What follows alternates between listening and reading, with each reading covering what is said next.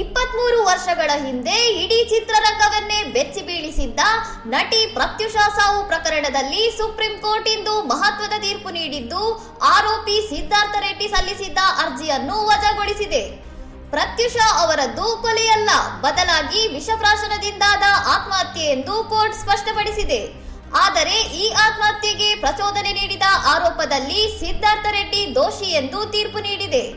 ಮಗಳನ್ನು ಅತ್ಯಾಚಾರ ಮಾಡಿ ಕೊಲೆ ಮಾಡಲಾಗಿದೆ ಎಂದು ಪ್ರತ್ಯುಷಾ ತಾಯಿ ಸರೋಜಿನಿ ದೇವಿ ಸಲ್ಲಿಸಿದ್ದ ಅರ್ಜಿಯನ್ನು ವಜಾಗೊಳಿಸಿದ ಕೋರ್ಟ್ ಕೊಲೆಗೆ ಯಾವುದೇ ವೈದ್ಯಕೀಯ ಸಾಕ್ಷ್ಯಾಧಾರಗಳಿಲ್ಲ ಎಂದು ಅಭಿಪ್ರಾಯಪಟ್ಟಿದೆ.